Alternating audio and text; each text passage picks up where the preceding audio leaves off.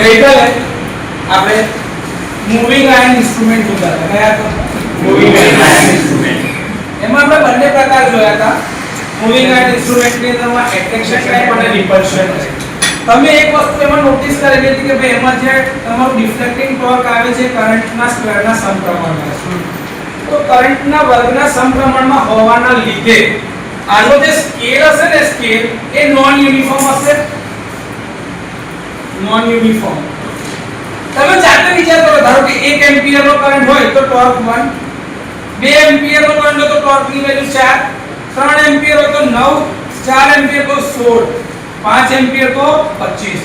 એટલે જેમ જેમ કરંટ વધતો જાય એમ સ્કેલમાં વચ્ચે મોટો ગેપ વધતો જશે. તો શું હશે આનો સ્કેલ કે શરૂઆતમાં નજીક પછી ધીરે ધીરે ગેપ મોટો થતો જાય. એટલે આનો સ્કેલ જે હશે કેવો હશે? નોન યુનિફોર્મ, એક સરખો રહેતો નથી. બીજું, ટોર્ક જે પ્રોડ્યુસ થાય છે કરંટના વર્ગના સમપ્રમાણમાં છે.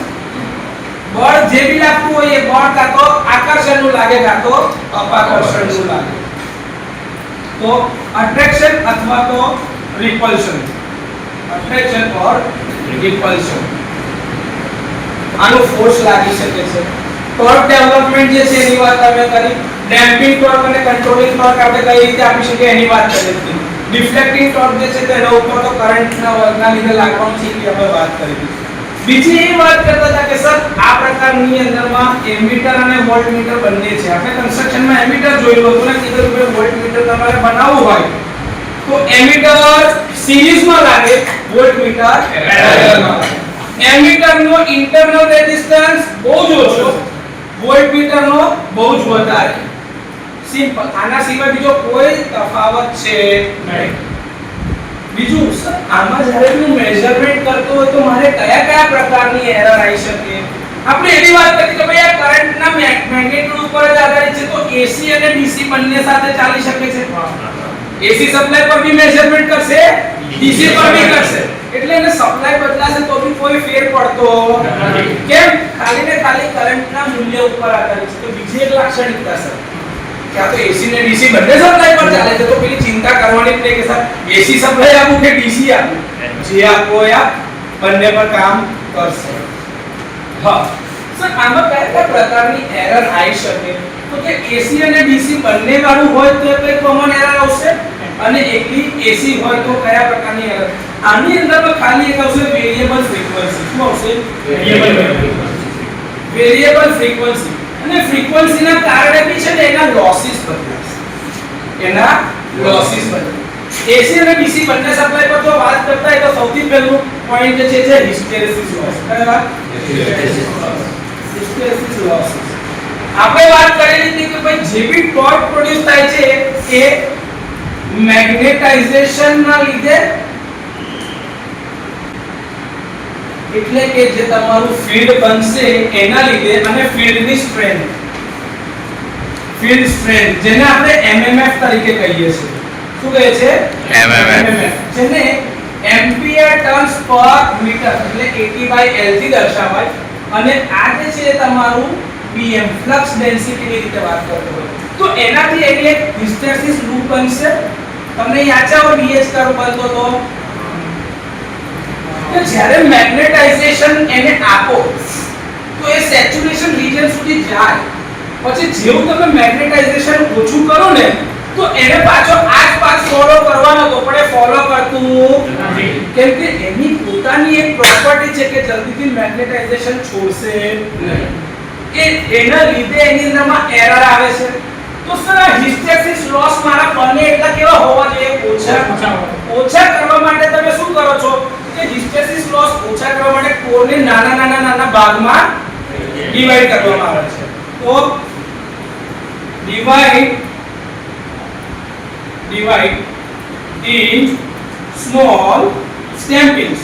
નાના સ્ટેમ્પિંગ્સ માં આપણે એને કોર બનાવીએ છીએ. લેમિનેટેડ કોર હોય એટલે આપણે ખબર નાના પતરામાં કરી દે છે સિલિકોન સ્ટીલના નાના સ્ટેમ્પિંગ્સ. તો તમે હિસ્ટેરેસિસ લોસ ઓછો કરવા માટે એવું કરી શકો. સર બીજું કે જેવું એની અંદરમાંથી કરંટ ફ્લો થાય એટલે શેનો વધારો થશે? ટેમ્પરેચર. એટલે કરંટ અંદરથી ફ્લો થયો, ટોર્ક પ્રોડ્યુસ થવા માટે કરંટ ગયો, તો I2 R T પ્રમાણે શું વધે? હીટ વધે એટલે ટેમ્પરેચર વધે.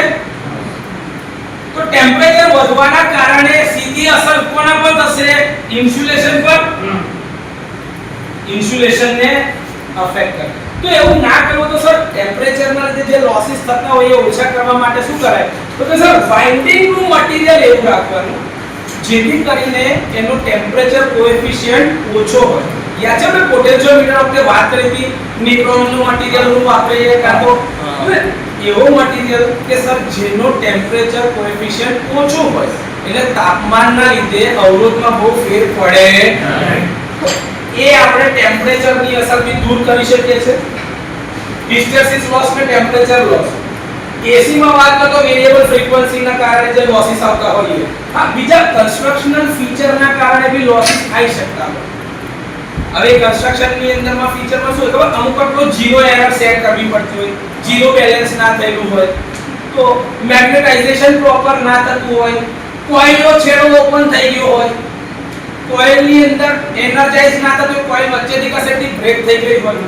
આ બધા કન્સ્ટ્રક્શનલ ફીચર ની અંદરમાં એરર છે જેના લીધે ઇન્સ્ટ્રુમેન્ટ કામ ના કરતું હોય. પોઇન્ટર સ્કેલ અરેન્જમેન્ટ પ્રોપર ના હોય, કાં તો એનો પોઇન્ટર તૂટી ગયો હોય, કાં તો તમે તેટલું એનર્જાઇઝ કરો સાહેબ એને જોઈતું ટોર્ક જ ના મળતું હોય, તો આ બધી એરર જે છે ઇન્સ્ટ્રુમેન્ટની અંદર પોતાની એરર છે. આના સિવાય કોઈ એરર ખરી હજી યાદ આવશે કે હિસ્ટેરેસિસ લોસ વાળી આવી કે ટેમ્પરેચરના લીધે? હા સર, વેરીએબલ ફ્રીક્વન્સીના કારણે એસી સપ્લાયમાં બીજી કઈ એરર આવી શકે?